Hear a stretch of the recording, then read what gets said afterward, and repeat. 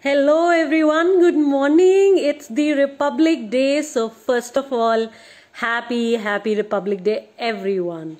I'm Priyanka Bhatia from Women on Wealth and today I am decoding the ED Wealth newspaper. So that's what I am up to today. Let's begin actually with the story on page number 2, which is by Dhirendra Kumar, and this is actually an extension of what we spoke about on Friday. When we decoded the Economic Times newspaper on Friday, we spoke about how the Sensex has touched 50,000 points, and then we spoke about what's the potential of Sensex going up to 1 lakh, and as the Sensex, the index of the stock market doubles, how you could also double, triple and more your money. So that was the potential that we spoke about on Friday, and today let's move that conversation forward, okay, with this article by Dhirendra Kumar. Sonika, happy Republic Day, warm welcome. Everybody do acknowledge that you are here so that we know that whether it's a holiday, whether it's a work day, we are going to upskill and build our financial skills, build towards our financial education so that we reach our goals. So with that commitment, do make sure you put in here that you're around. Hey Sheetal, Chitra, warm welcome everyone. So Dhirendra Kumar, right towards the second last paragraph, is talking about how people often remember the big crashes.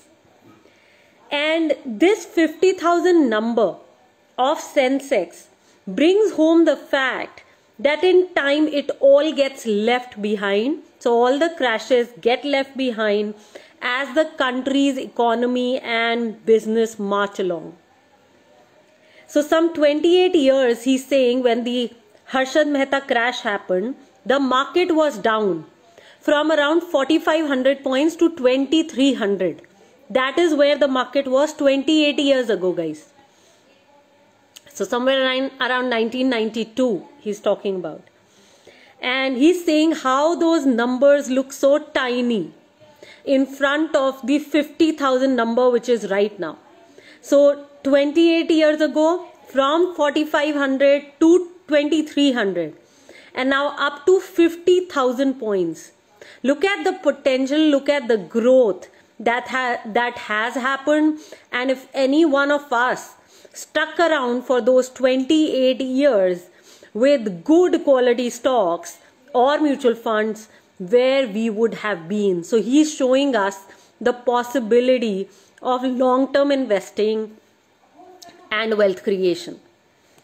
So 12 years ago, he is mentioning how things went, okay? And for those who should become equity investors but are waiting to be convinced, this is something that is worth thinking about, Dhirendra is saying.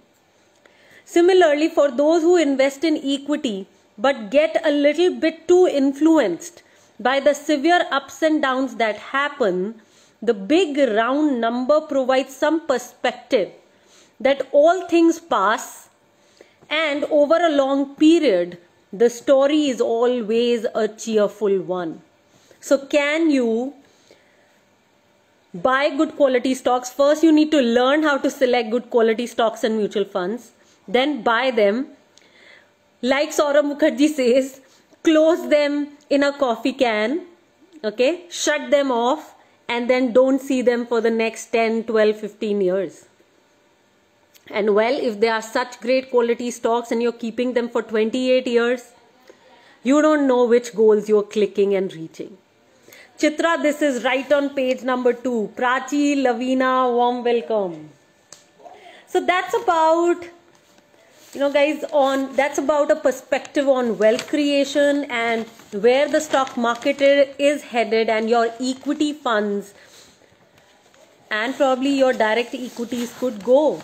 It's an impressive record, and it requires somebody who has an attitude to persist, be patient, and just be along with the community here. Now I'm going to an article on page number 9 by Uma Shashikant. She is the chairperson of Center for Investment Education and Learning. So I'm now reading an article by her, and I quite like what she's saying, and honestly I also have some regrets of overworking and not spending as much on immediate gratification. So when I was reading this article and I was reflecting on my own life, I quite connected with it, and I thought, let me present it to you guys so that you could actually begin to balance immediate gratification with your goals. So let's look at that. So she's talking about how, first of all, we all need to drop the fear. A lot of us operate from fear of the future. So she's saying first, we need to drop that fear of the future. Everything works out just fine. There is no need to worry about the future. The future holds beautiful opportunities we don't know or can dream of. We often think that in the future ना कुछ खराब ही होएगा, like rainy days हो जाएंगे, कुछ होएगा. So let's save for them. Let's like extensively go for them. पर हम ये भूल जाते हैं कि future में बहुत कुछ अच्छा भी होएगा. So do we really need to oversave? Of course, if we have a financial plan and we are not saving enough for that plan, for those goals, it's different. But people like me, I have often gone beyond my plan and overdone things because I never had this perspective कि हाँ मतलब अच्छा भी होगा. I spent my entire youth just kind of not falling for immediate gratification is how I would say. So keep going.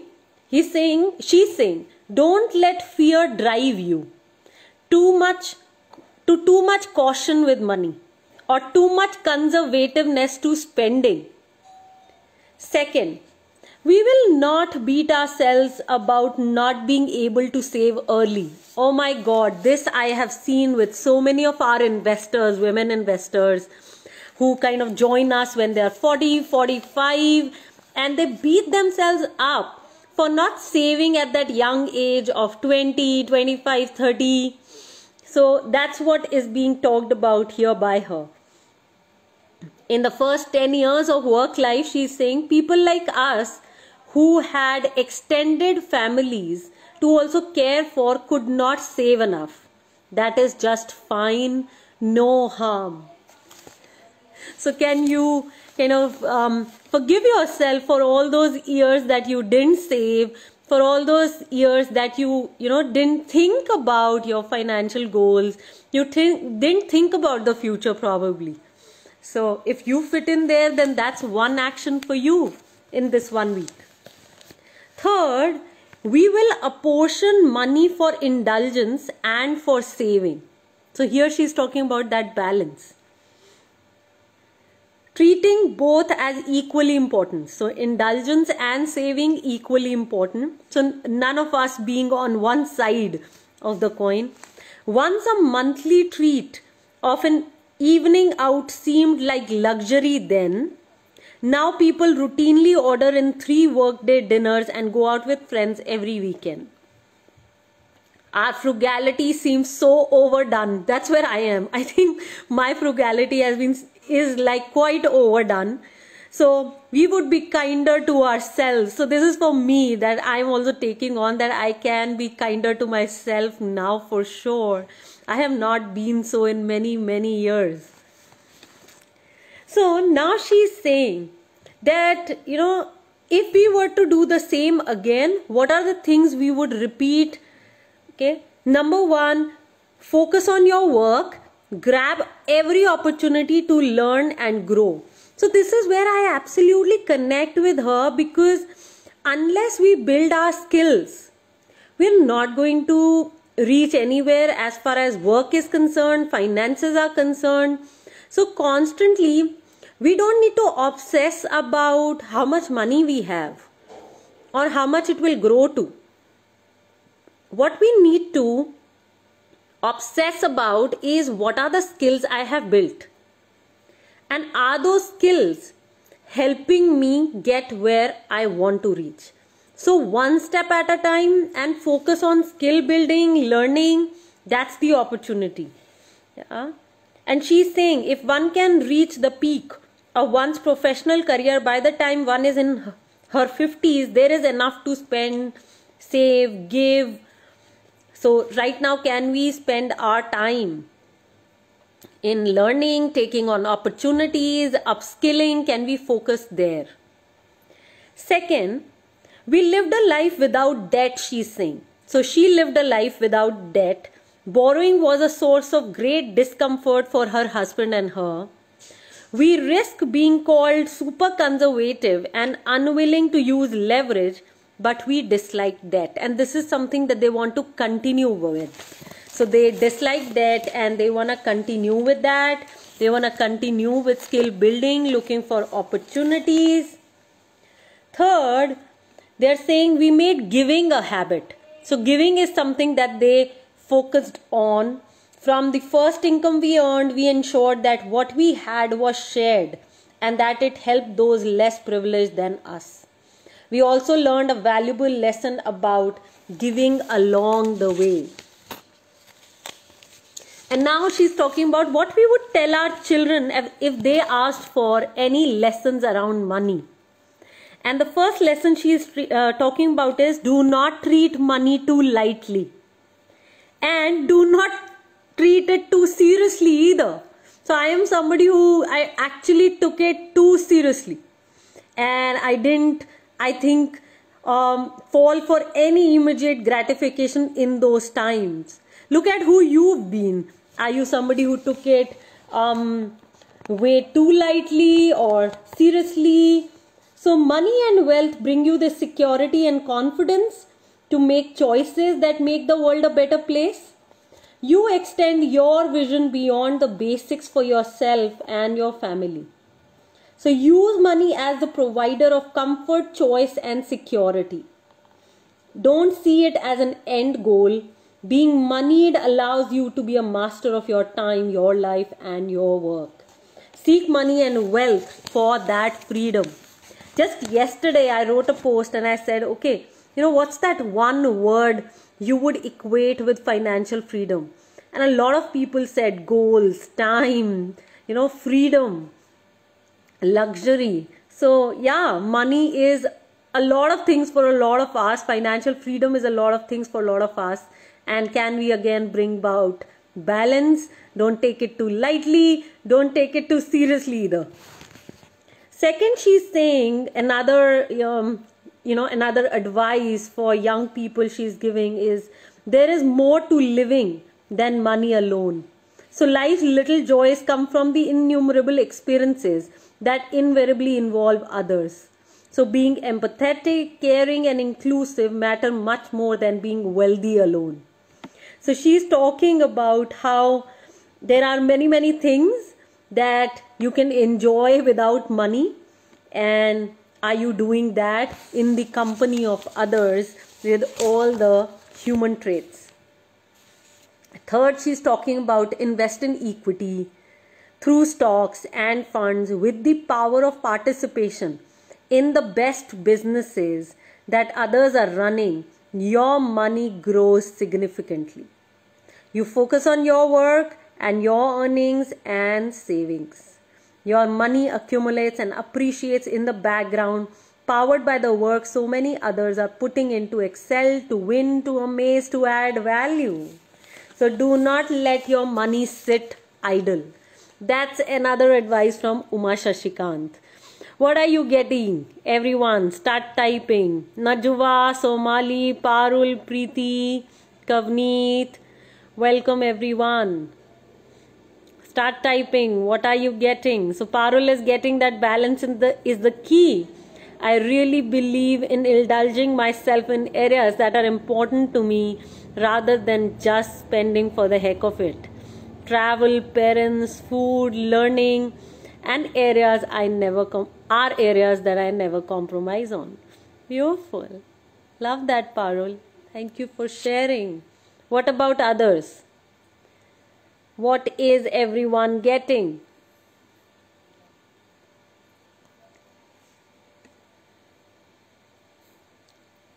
Money cannot be kept idle. Yes, we should actually employ it. We should actually make it work harder than us. Absolutely, Chitra. Love that.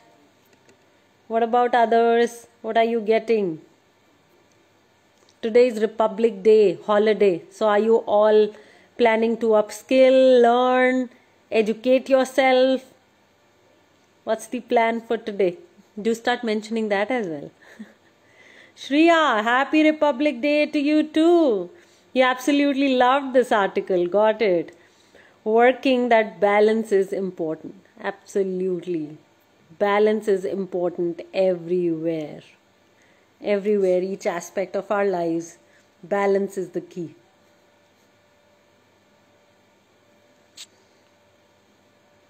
What else, everyone?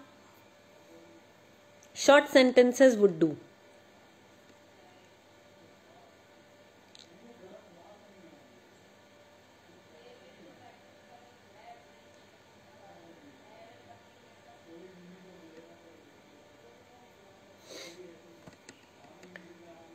Chitra is saying she read this morning something very nice. Freedom is nothing but getting better.